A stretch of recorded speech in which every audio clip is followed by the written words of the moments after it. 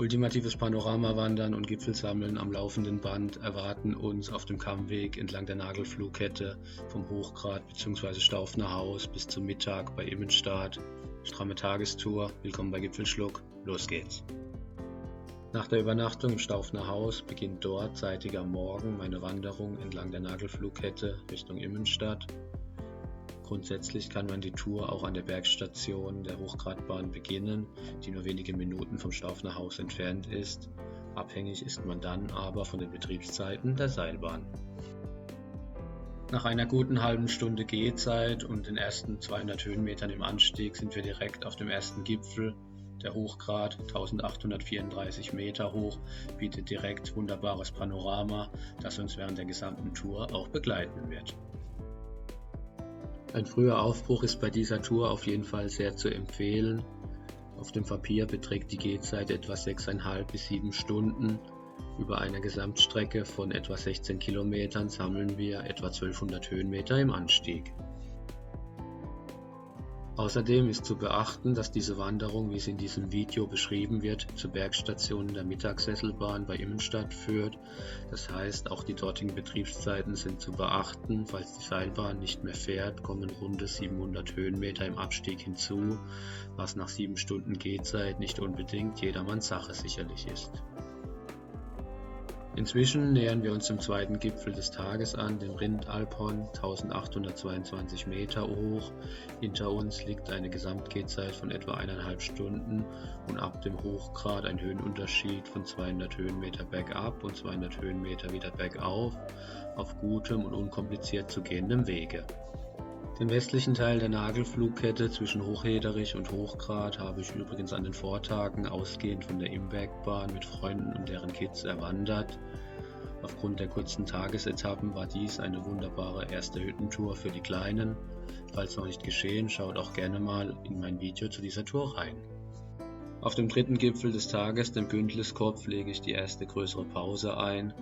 Das Panorama schweift vom hinter uns liegenden Rindalphorn über den Bregenzer Wald hinüber zu den Allgäuer Alpen und dem weiteren Verlauf der Nagelfluhkette bis zum nördlich von uns gelegenen Flachland.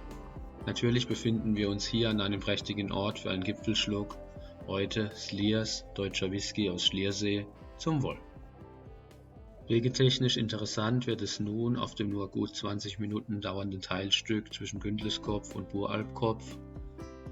Die Route führt über einen Grat mit einem Drahtseilgeländer auf ausgesetztem Wege.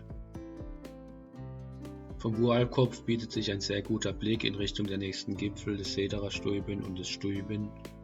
Dazwischen liegen die nächsten gut 200 Höhenmeter im Abstieg und im Anstieg. Inzwischen befinden wir uns am Anstieg zum Sederer Stuyben, der einen Grashang hinaufführt, ein unkomplizierter Weg, der dafür aber auch ordentlich steil ist. Auch wenn wir heute einen ausgezeichneten Sonnentag erwischt haben, ist die Fernsicht durch eine diesige Wetterlage etwas getrübt. Am markantesten sticht südlich von uns noch der hohe Ifen hervor, dessen Nordhänge noch mit ordentlich Schnee belegt sind. Zwischen Sederer Stuyben und Stuyben befindet sich gut 50 Höhenmeter unterhalb der beiden Gipfel ein Sattel mit einem Abzweig, wo ein Weg zur Einkehroption Alpegund führt. Neben der Einkehr ist dort auch eine Übernachtung möglich, sodass, wenn man am Hochgrat später startet, zum Beispiel bei Anreise mit der Seilbahn, auch die Aufteilung der Tour in mehrere Teile denkbar ist. Für mich geht es aber auf dem Kammweg weiter Richtung Immenstaad. Beim Abstieg vom Stuyben erwartet mich dabei eine seilgesicherte Stelle, die etwas Kraxelei erfordert. In den folgenden Aufnahmen sieht man sehr gut den für die Nagelfluhkette typischen sogenannten Herrgottsbeton. Dieser besteht aus einer zusammengebackenen Masse aus Schlamm, Schutt und Geröll von urzeitlichen Flüssen. Inzwischen befinden wir uns auf dem langgezogenen Wegabschnitt in Richtung des Steinebergs. Dabei erwartet uns noch einmal eine seilgesicherte Stelle entlang eines Bandes, auf dem wir eine Felsplatte überwinden.